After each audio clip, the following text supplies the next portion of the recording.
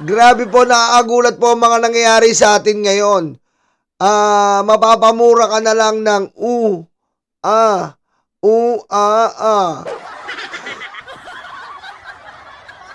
Mapapamura ka na lang po. At umpisahan natin dito sa pinagmulan po. Ito pong pinagmulan po na attorney. Pinagmulan po na attorney na si Jimmy Bondoc. Na trending po ngayon dahil po, ba't ba trending si Jimmy Bondoc? Bukod sa tanga siya, engot pa. Kaya trending siya. Pakinggan muna natin ano ba pagkakaiba nito na sinasabi niya? Ito po, pakinggan natin to. Sa social media, ang balitaktakan sa pagitan po ng One News anchor na si Ces Drilon at si Attorney Jimmy Bondoc. Ayan, nagkainitan kasi si Jimmy Bondoc at si Ces Drilon. Si Ces Drilon po, magaling din to no? Idol ko to yung yung dating show niya na People. Alam niyo yun? Di ba may show si Ces Drilon? Kung saan ini-interview niya iba't ibang mga tao. Ang tawag doon sa ABS-CBN, People. Naalala niyo yun? Naalala niyo? Naalala niyo? At si Jimmy Bondoc naman po ay nakilala dahil ewan ko, ba't nakilala to? Ewan ko. Basta diretso na natin. Mata yung abogado ni Senator Bato de la Rosa. Ang ugat ng diskusyon, ang pag-iit ni Attorney Bondoc na sa kanilang mga abogado na lamang i-serve ang arrest warrant ni Bato dahil ito raw ang nasa proseso. Pakinggan po natin. Biro mo gusto ni Jimmy Bondoc na sa mga abogado daw po i-serve ang warrant of arrest. What the F? Usang ina, Jimmy Bondoc, paano nangyari yun? Demanding! Masyadong demanding si Jimmy Bondoc. Ano pa? Masyadong mapapel. Ibig ko sabihin, kapag si Bato po ang may warrant of arrest, hindi diretso sa mga abogado niyang inutil. May exclusivity. Wow! Aray ko. Diba? Pag si Bato po ang may warrant of arrest, may exclusivity. Wow!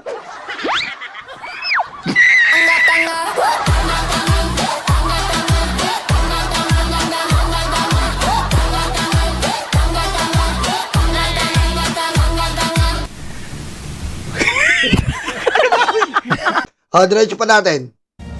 We are just waiting for the government authorities to serve us personal service po nung warrant, and also we are Personal service. Biro nyo po, gusto niya personal service.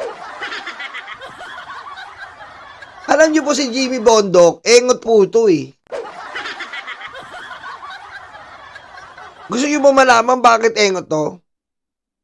Bakit ganyan gusto niya? Press 67. Press nyo po 67, malalaman nyo.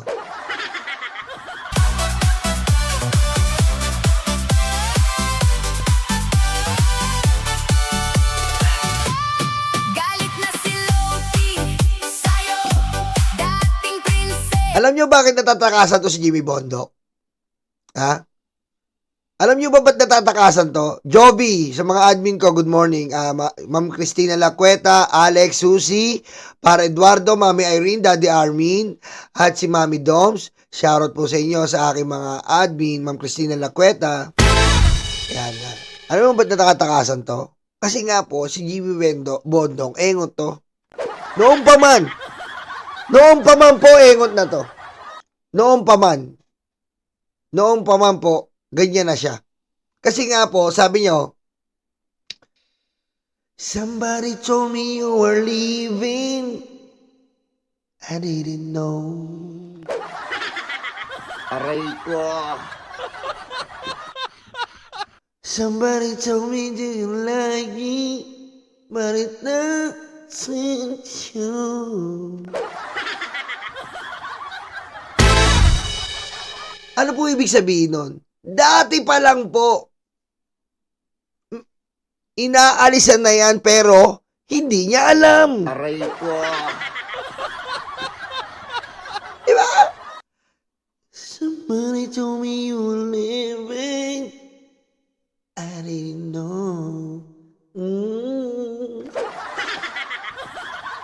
Marito, langit.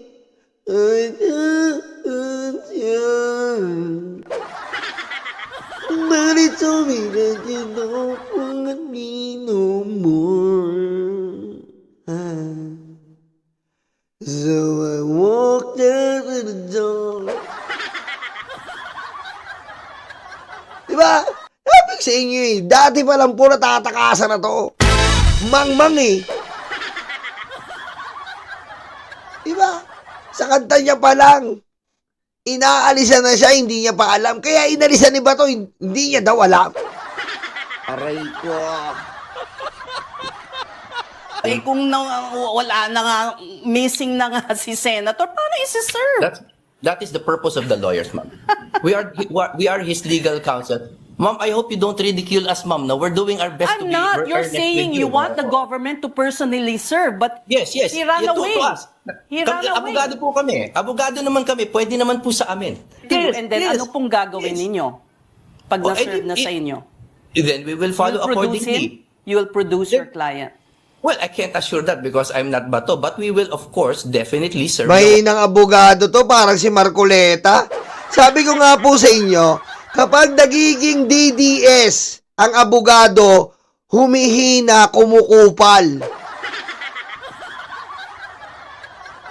Kapag nagiging DDS po ang abogado, nagiging mahina at kumukupal. Kaya ganun po eh. Kita mo ang hina ni Jimmy Bondoc para si Marcoleta, ang hina. Si Marcoleta naman ang hina ng kapit ng buhok. Ano po ba team song ni Marcoleta?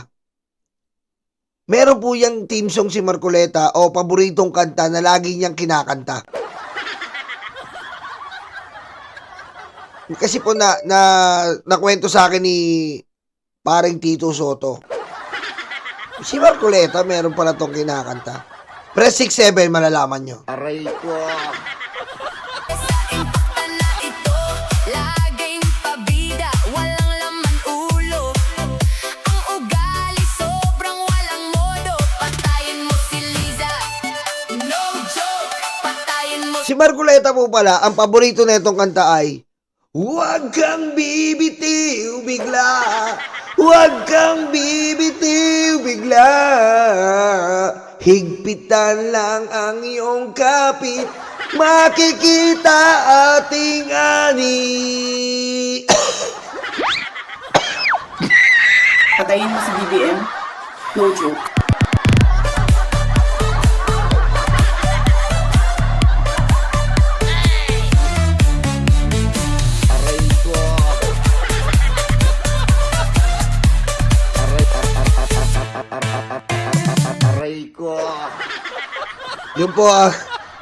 Yun po, nakikita kasi na CR si Tito Sen, sabi niya, nag-CR ako, Nyolo. O, ano nangyari? Kumakanta? Ano kinakanta, Tito Sen? Huwag kang bibitiw. Nakakantaan daw yung piluka eh. Aray ko. Parang our client. Kasi po, ayaw nilang sundan yung sistema. Okay. Bondoc, dahil sa'yo, puro kami kanta rito, leche ka eh. Leche ka eh. Ano, Jimmy Bondoc?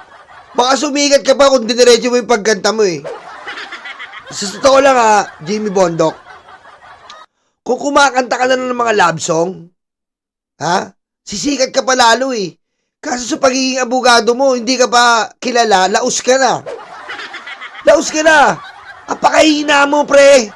Ang pakahina mo, pre. Feeling mo matalino ka. San ka pa nagpapa-interview. Host ka pa. Kasama si Jesus Palsis. Para ka lang tanga doon na pagdating sa iyo yung tanong obvious na parang tanga na yung sagot. Aray ko. Diba? Tsaka dito po ako naniniwala, ha? Dito po ako naniniwala na si Bato de la Rosa ay kuripot. Dito po ako naniniwala si Bato de la Rosa ay kuripot. Kumuha ka ba naman ng abogado mo, si Jamie Bondoc lang? Ikaw talaga.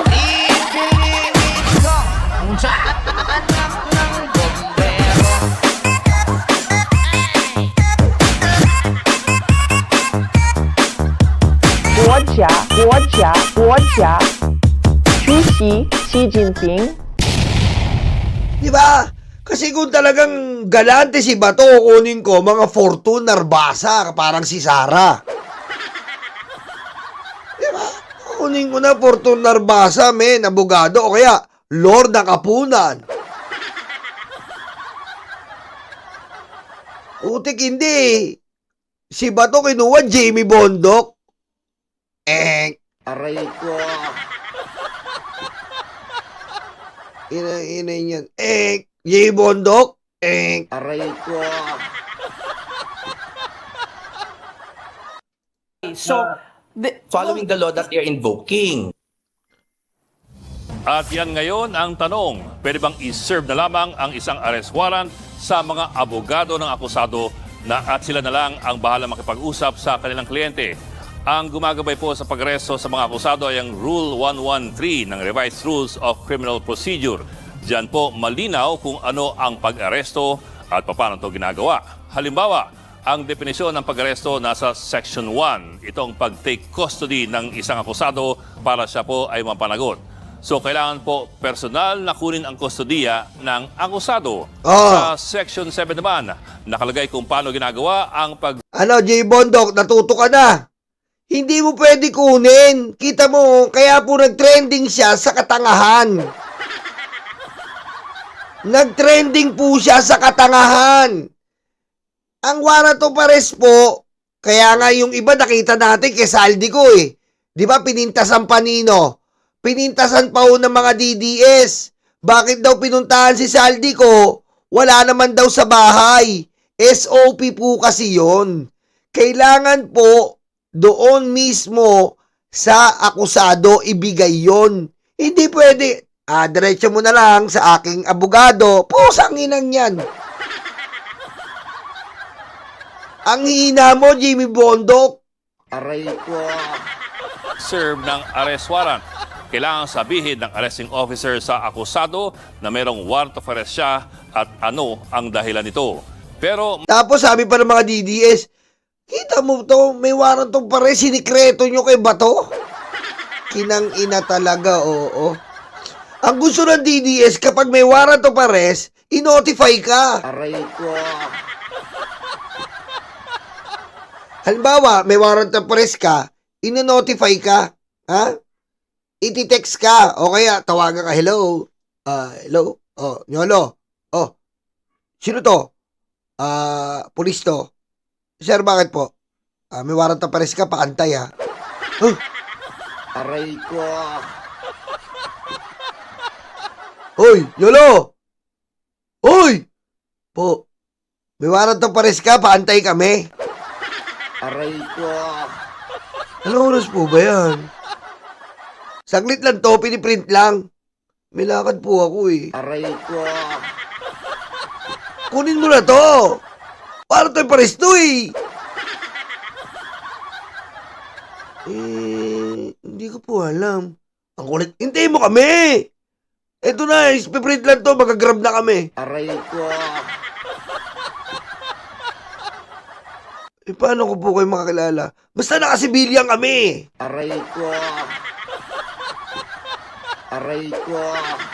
Ano po ba? O sige po, tawag na lang kayo uli. Teka lang! Aray ko. Tanginang. Grabe makaboboan ng mga DDS eh. Galit na galit sila, ba't daw kinonfidential ng ICC yung warrant? Pusang. Ito naman si Jamie Bondok, iba naman ang version, upgraded. Kapag may warrant, kailangan idiretso sa abogado. Ibang klase yung utak, no? Grabe po. O, diretso natin. may exemption po yan kung biglang tumakbo ang akusado bago pa man siya mabasahan ng warrant na waive na niya ang kanyang karapatan dyan. Pero ito pa, ayon din sa Section 7, hindi kailangang dala-dala ng arresting officer ang mismong warrant sa mga oras na yon. The officer need not have the warrant in his possession at the time of the arrest. Ayon po yan sa rule na ito. But after the arrest, if the accused so requires, the warrant shall be shown to him. Wala po sa Rules of Criminal Procedure ang anumang patakaran na Ganun pala yun, no? Kahit hindi nila dala yung warrant. Kahit pala hindi nila dala yung warrant, okay lang. Kaya nga po sabi ko sa inyo, mga kababayan. Mga kababayan, tignan nyo. Tarantado po mga DDS. Sorry po sa mga nag-ano po dyan na bakit nyolo, bakit ka masyado kang high blood na mumura ka. Nagmumura ka na. Mga kababayan, palit po tayo ng pwesto. Mga karayuma, magpalit tayo ng pwesto. Dito po kayo. Wala kayong script. Naririnig nyo lang. Nire-react nyo yung mga bagay na nangyayari ngayon. Hindi ko po matago yung damdamin ko. Pasensya na po kayo. Ayoko naman po magpakainutol dito na isang vlogger na magpapakabait ako sa inyo na tignan, narinig nyo po? Narinig nyo po, pinatakas nila si Bato? Ang galing po. Aray ko.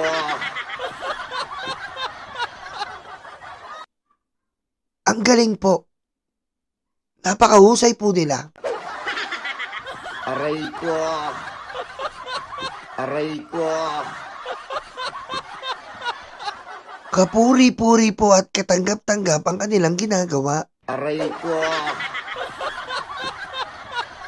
Di ba? Pasensya na po kayo mga kababayan. Ito po ay bugso naming mga BBM vlogger na damdamin.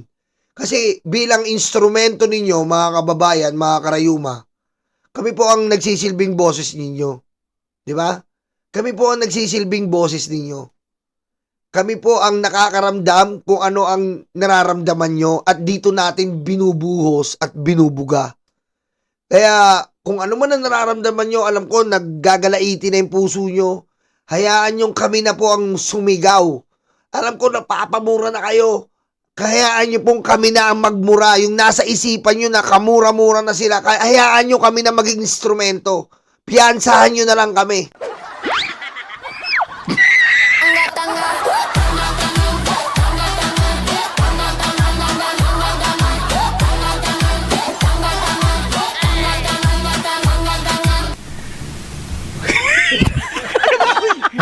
Diretso na natin to. I-serve sa abogado ang arrest warrant dahil ito nga ay paghuli dapat sa isang akusado. Kailan pwedeng pumasok yung akusado? Kailan bali pwedeng pumasok ang abogado? Ang abogado maaaring mag-coordinate o mag-arrange ng pag-surrender ng akusado o di kaya maaari siyang bigyan ng tinatawag na informational copy ng nasabing arrest warrant. Mga kapatid, Yan po Yung abogado po, medyo dapat hindi kagad pumapasok. Ang abogado po ay kung ano lang, hindi kagad yung siya yung kukuha ng warrant of arrest. Malinaw po. Hindi si Jimmy Bondo gusto abogado kagad ang umakto. So bobo. Jimmy Bondok, bago ka pa lang ganyan na utak mo. Walang mangyayari sa'yo, walang kliyente ang maano mo dyan Walang kliyente.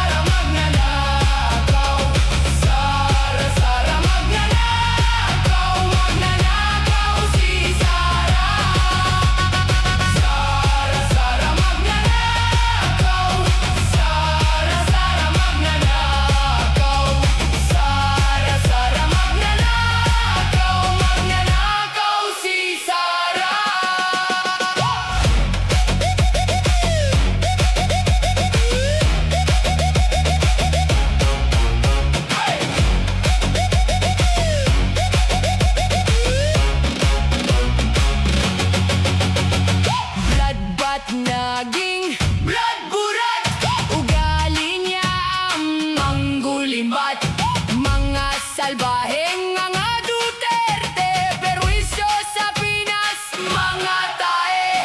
Pera niya sa pogo, huli na. Pera niya sa droga, huli na.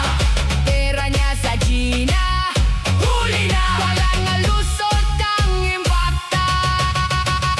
Presidente ng Kurakot Sara, Presidente ng Duwag Sara, Presidente ng mga lugar Sara, ang biseng walang kwenta.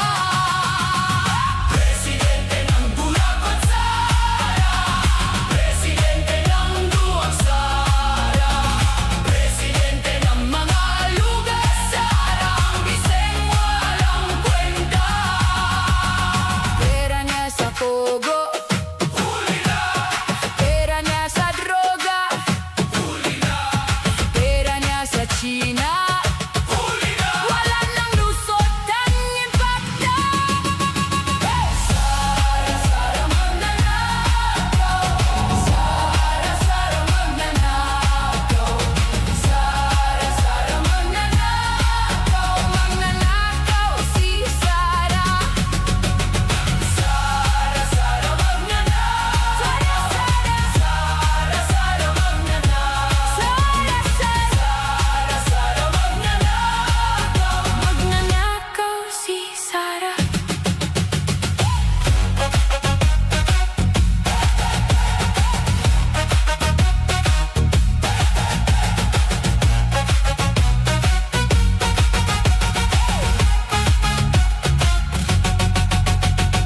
Pera niya sa pogo, huli na. Pera niya sa droga, huli na. Pera niya sa China,